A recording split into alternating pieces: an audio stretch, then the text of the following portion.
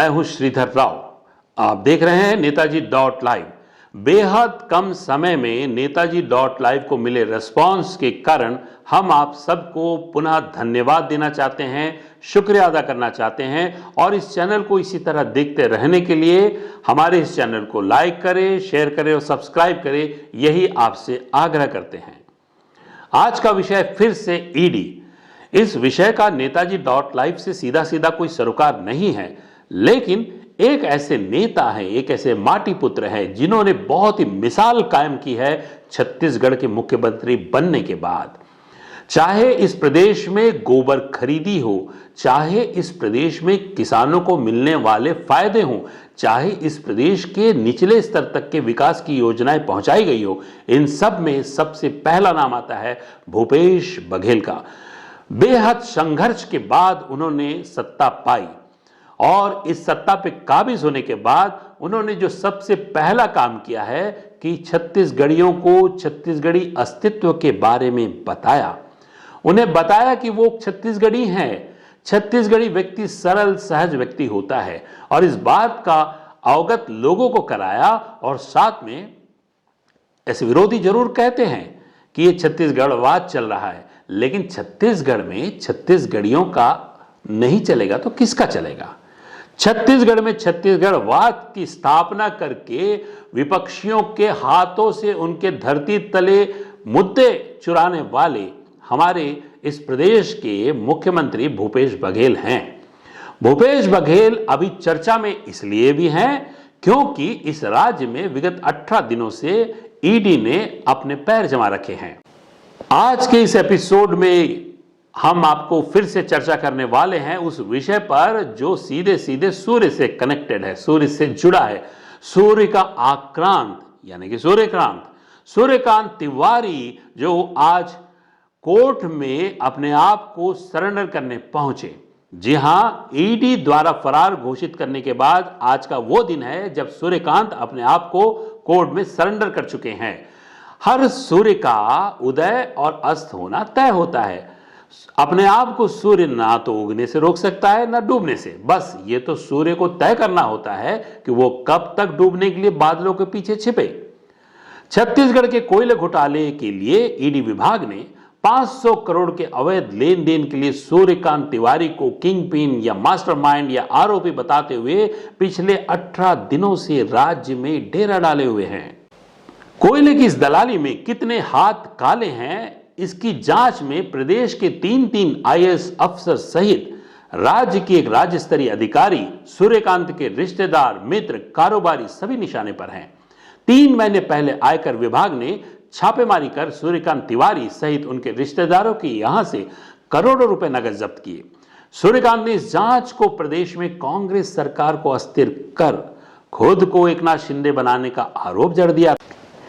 यहीं से इस बात का अंदेशा था कि अगली बार ईडी की दस्तक होगी। मुख्यमंत्री भी आशंका जाहिर कर चुके थे कि दुश्मनी भांजी जाएगी। मुख्यमंत्री ने इस क्रम में आक्रमण का जवाब आक्रमण से देने के लिए केंद्रीय जांच एजेंसियों द्वारा प्रताड़ित किए जाने पर शिकायत करने का भी फरमान जारी कर समुचित कार्रवाई का भरोसा दिलाया था। ईडी ने अक्टूबर के दूसरे पखवाड़े में 40 जगहों पर छापेमारी कर कोयला घोटाले की तार निकालते हुए पहले तो कोरबा के तत्कालीन कलेक्टर सहित उनके आईएएस पति को रडार में लाया। सूर्यकांत के चाचा जो 2 जांच एजेंसियों द्वारा करोड़ों रुपए की राशि के साथ पकड़े गए। पूर्व के चिप्स के सीईओ समीर बिश्नोई भी 2 करोड़ के सोना और हीरा के साथ साथ 47 लाख रुपए नगद के साथ धरे गए। उनकी पत्नी ने लिखित शिकायत भी की, परिणाम उल्टा पड़ गया और ईडी ने न्यायालय को यह विश्वास सब प्रमाण दे दिया कि सूर्यकांत से मिले नगद 1 करोड़ रुपए जिसका उल्लेख दोनों के डायरियों में है, उसमें से 47 लाख नगद समीर बिश्नोई के यहां से मिलना तय बता दिया। 14 दिन के रिमांड में समीर बिश्नोई से बहुत सारी बातों की जानकारी ईडी को मिली। आयकर और ईडी ने भी ये प्रमाणित कर लिया कि 25 रुपए टन की अवैध वसूली सूर्यकांत ही कर रहा था। सूर्यकांत को राज्य के बाहर के एक 5 सितारा होटल में जांच एजेंसियों द्वारा पकड़ा जा चुका ऐसा कहा गया। उस वक्त सूर्यकांत ने अपने महंगे मोबाइल को बाथरूम में पटक पटक कर तोड़ने की कोशिश की और उसे कमोड में डाल दिया। कागजी दस्तावेजों को खाकर नष्ट करने का प्रयास किया। नतीजा ये रहा कि एफआईआर हो गई।